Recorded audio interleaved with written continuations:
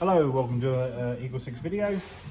Today we're going to be testing this Tokyo Marui next generation recoil shock SPR build. Really happy with this one. So it just came out really well. So at its core, the base gun is the Tokyo Marui next gen recoil shock. I think it was a SOCOM I think we ended up using, or a CQBR, and we took essentially the lower receiver, the gearbox, and the upper receiver from the NGRS. We've combined it with the LCS custom stock tube, machine stock tube and weight inside there. There's technically a couple of ways you can skin this particular cat, if you know what I mean, in terms of stock tube and stuff, but it's a really nice product that they've done. Impressive skills, so in terms of obviously machining, and it just allows us, if you know what I mean, to do a sort of almost like carry them in stock, if you know what I mean, to be able to knock these out. What we've done though is combined it with this adjustable stock on the stock tube. Essentially the external parts, we've actually pinched these from a CM72, so it's just that the actual look of the gun was quite nice. It's just obviously you want it to be, TM internals and obviously a recoil system. So we've obviously just pinched the rail, obviously the silencer, and the grip, the magazine release catch, fire selector, and the stock itself. So the stock is quite a lot of work to get this on. So you have to actually make sure that it can fit the long LCS buffer tube in there. Obviously the AEG barrels won't fit the NGRS uppers, so you have to take out quite a lot of material from the AEG barrel in order to make that fit. There's a machine in place next door, so we've got them to just turn that down just to sort of speed things up there, and then effectively just to make it then fit. What else do we have to do? I've modified the magazine release, the AEG one to fit, so that takes quite a lot of work to make that go on, and we had to modify the AEG selector to actually go on there as well. So, but we've got a nice positive click going on there, and it's nice and solid on there, as opposed to some of the efforts I've seen, they tend to be quite wobbly and loose and stuff. So so technically, like I say, a normal AEG fire selector will go on, as long as you're willing to modify it. What else?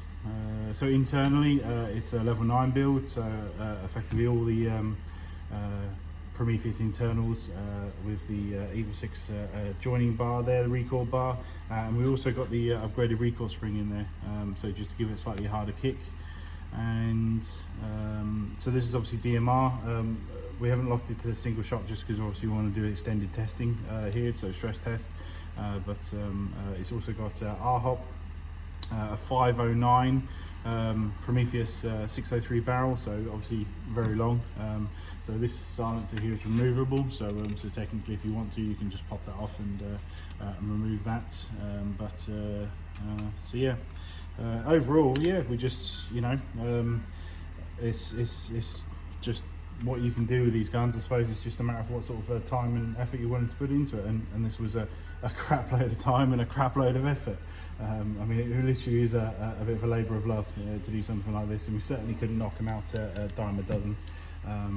It's just a lot of work, but now that it's done, I'm just very happy with it. So it's come together in terms of fitment.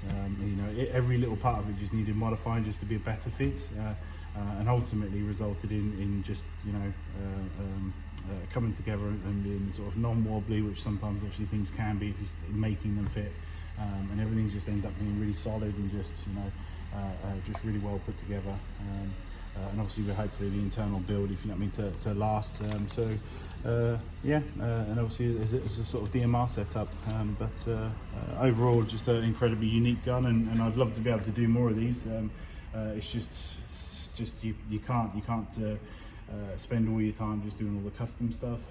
Obviously the normal sort of servicing work, if you know what I mean, is still very important. There's still people out there with you know, a gun that breaks and just needs repairing and stuff like that, and you do have to balance obviously the fun, amazing, you know, sort of chances that you get to obviously make something interesting and unique, with obviously just keeping people's guns serviced, working and stuff like that, because that's important too. So but yeah, I'm very happy with this, and like I said, we'll get some stress testing done now. Hopefully that explained the majority of this build, if you know what I mean. I suppose it made it sound very simple, but it wasn't. So right, okay, we'll get some rounds through it.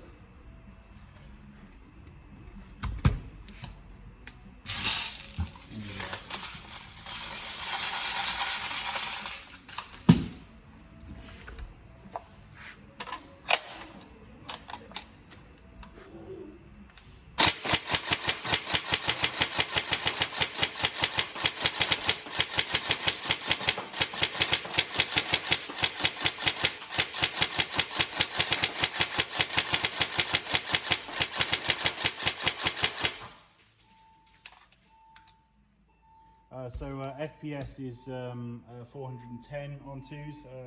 Actually, I've got some. I think I actually texted you the results. I need to double check my other sheet for that. But yeah, it's definitely around about 410, 415 on 2s. So oh no, it's 420. So wasn't it? Yeah. So we got a texture about that. So yeah, so it's 420 on 2s, and we got a reading on 4.3s for you as well, didn't we? So. Let's get that down for my notes. And then yeah, so FPS is good in terms of a DMR. It's also obviously got a gate MOSFET in there, a gate Titan. It was a basic, but I've done a upgrade to advanced for you, free of charge. So that's done. And yeah, we'll keep punching those rounds through.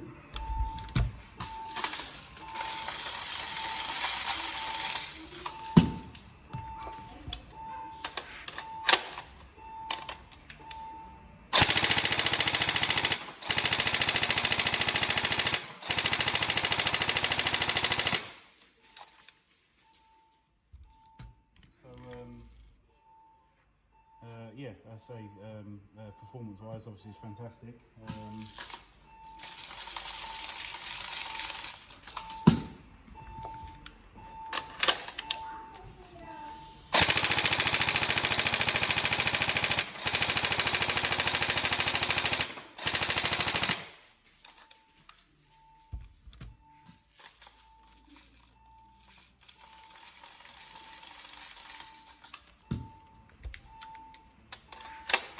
So we're testing on a 1300 7.4.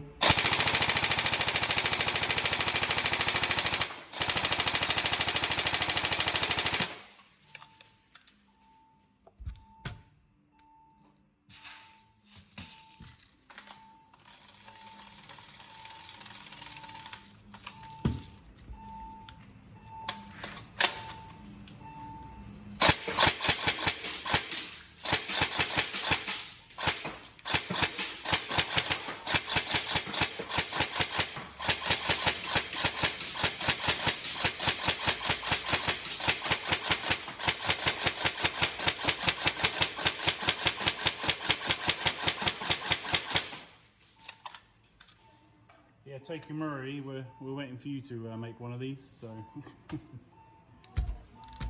that's the ultimate, isn't it? So, I think if Murray could release like an M16A1 or something like that, it'd be pretty cool.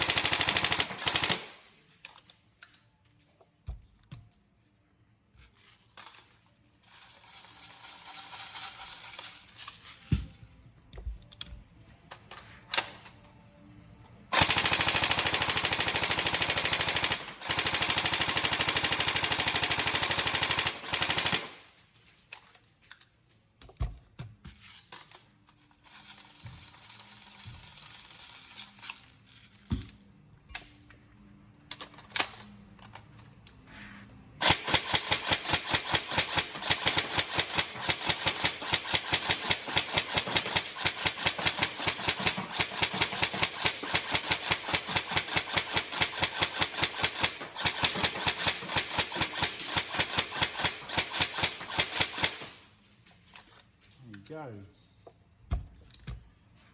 Yeah, so overall fantastic gear, you know, it's kind of gun I'd like to go out and use. It's just fantastic. So I've got a bit of a passion for the M16 style guns. So, yeah, it's a lovely gun, and yeah, hope you enjoy it. And any problems, just let us know.